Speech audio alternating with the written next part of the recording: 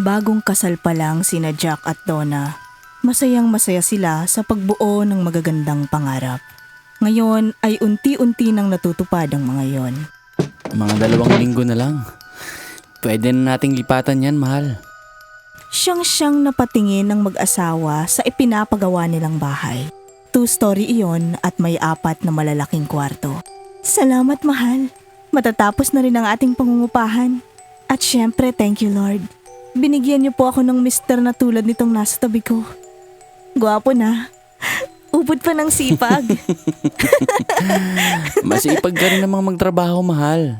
May ambag ka rin dito. Nakangising inakbayan ni Jack si Donna.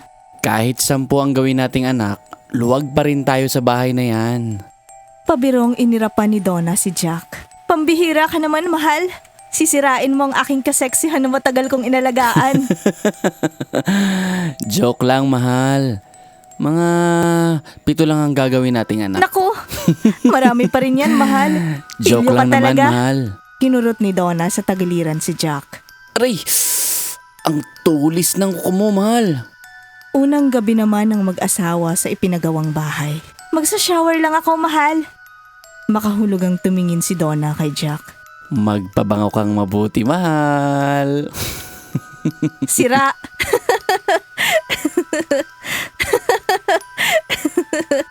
Pakanta-kanta pa si Donna habang nagsashower.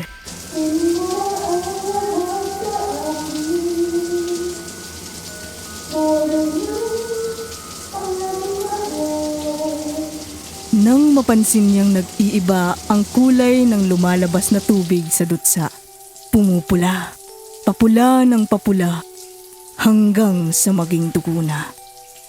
Malapot at malansang dugo. Narinig ni Jack ang tili ng asawa, kung kaya't nagmamadali siyang tumayo para tunguhin ang banyo. Muntik nang magkabanggaan sina Jack at Donna nang hangos na lumabas ng banyo ang huli.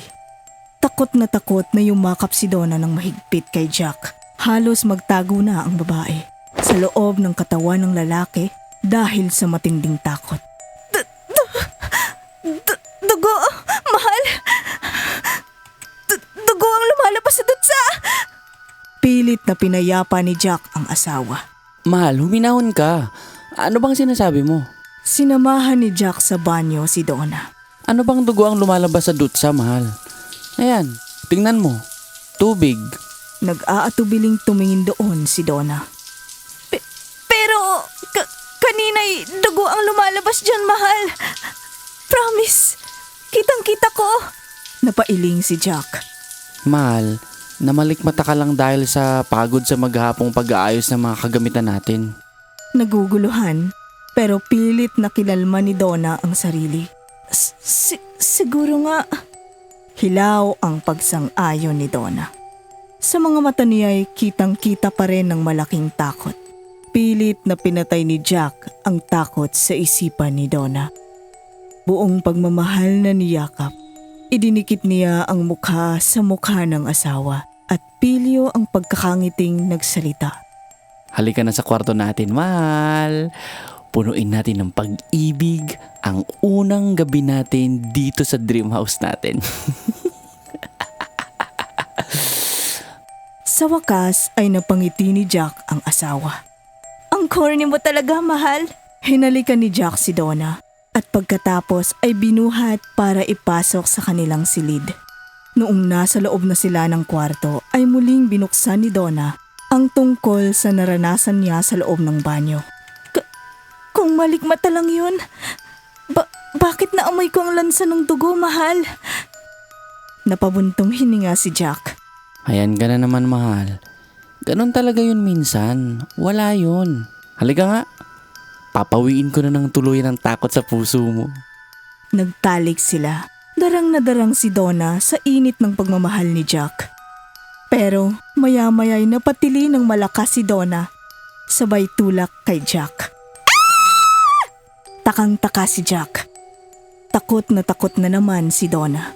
Itinuro ang malaking salamin sa silid nila. Nakita ko sa salamin. Hindi ikaw ang katalik ko, mahal.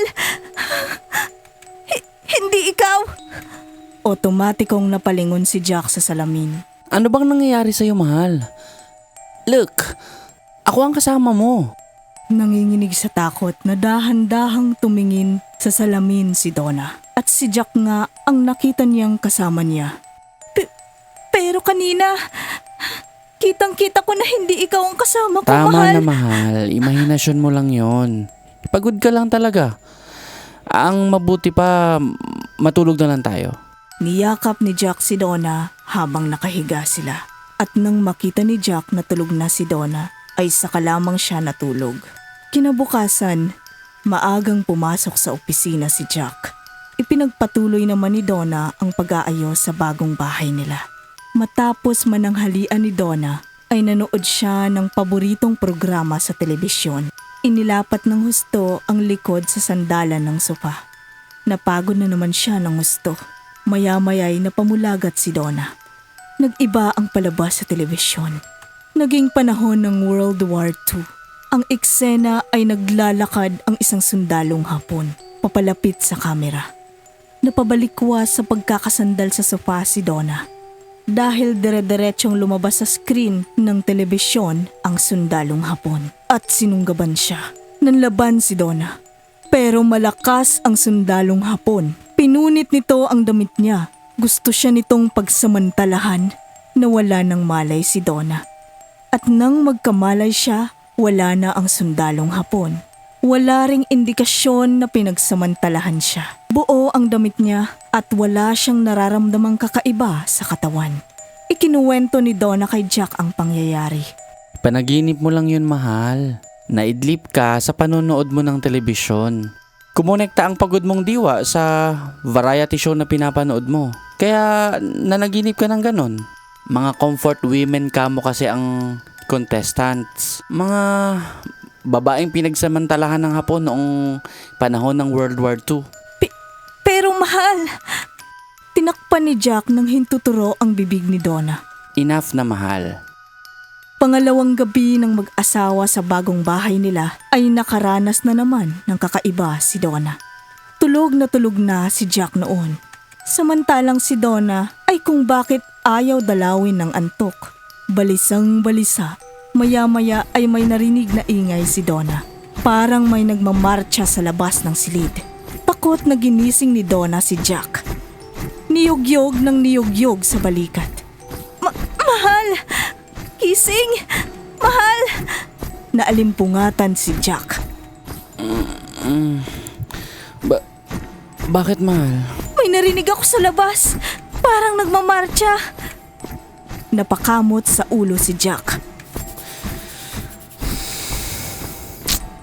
Ayan ka na naman Dinig na dinig ko, mahal. Tingnan mo kung ano yon.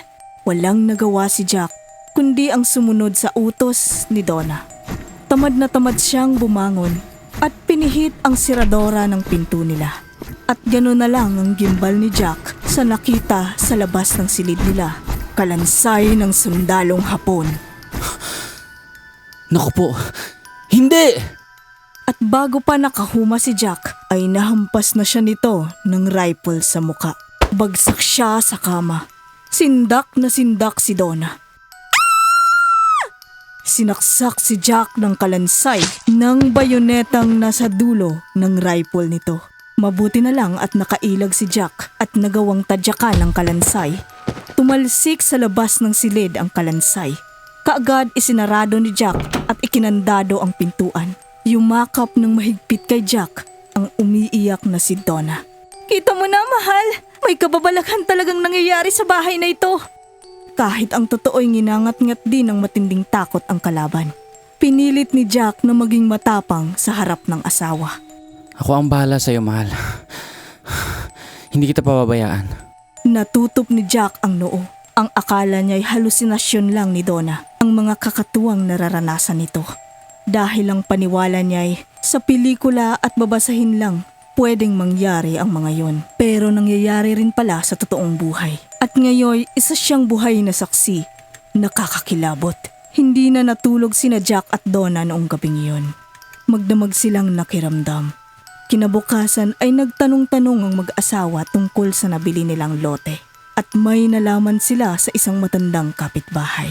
May ibinaon na bangkay ng sundalong Hapon sa loteng kinatitirikan ng bahay nyo noong panahon ng giyera. Siguradong iyon ang sinasabi niyong nagmumulto. Kilabot na nagkatinginan sina Jack at Donna. May alam akong makakatulong sa problema niyong yan. Si Ka Absalon na bihasa sa paghuli ng mga ligaw na kaluluwa. Hindi na nag-aksaya pa ng panahon sina Jack at Donna. Kahit malayo, noon din ay nagpasya silang puntahan ang kinaroroonan ni Ka Absalon. Ilang oras din ang binuno ng mag-asawa bago narating ang baryo ni Ka Absalon.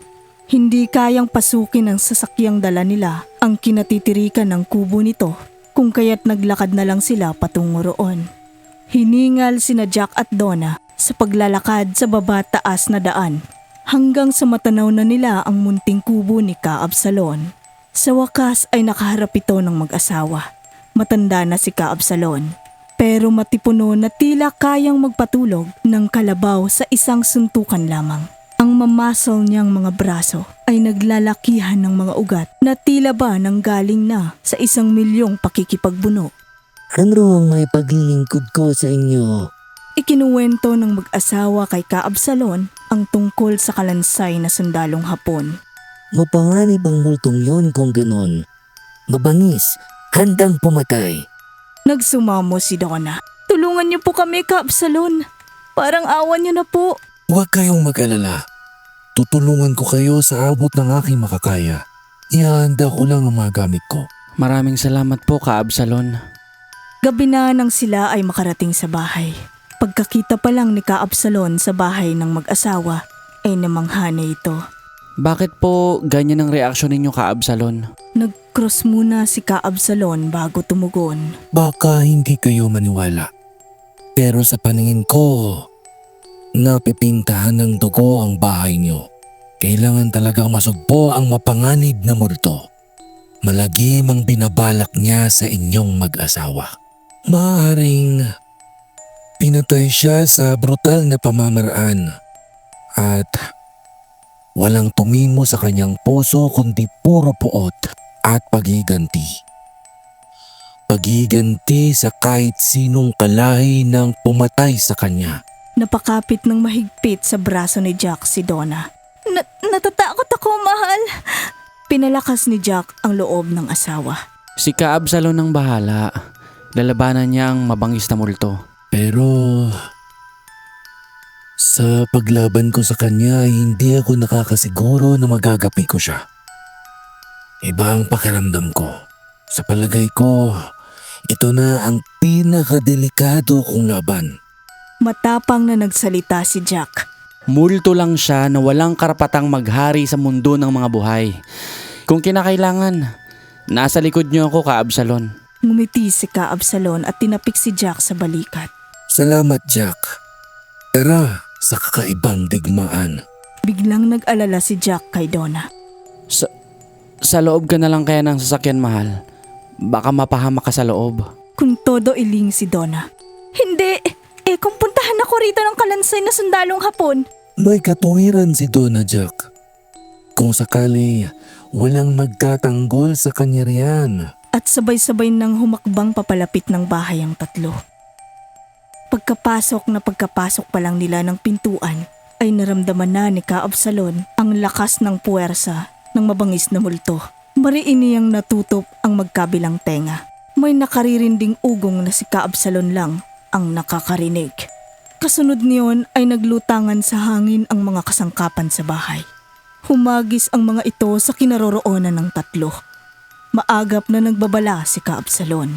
Ilag! Ilag kayo! Nahagip ng flower vase ang ulo ni Donna. Gimbal si Jack pagkakita sa dugo ang asawa. Donna! Dalhin mo sa ligtas na lugar ang iyong asawa, Jack!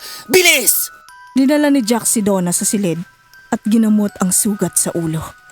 Maya-maya'y sinilip ni na Donna at Jack si Ka Absalon. Buong tikas nitong hinahamon ng kalansay na sundalong Hapon. Magpakita ka! Huwag kang traidor! Walang ano-ano nga, lumantad ang mabangis na multo. Sumisingasing sa galit. Higit na mabangis ang anyo nito kesa noong unang makita nila Jack at Donna.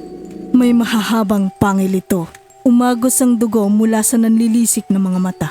Literal na nagbabaga ang puso nito na sa bawat pagtibok ay nagbubuga ng apoy.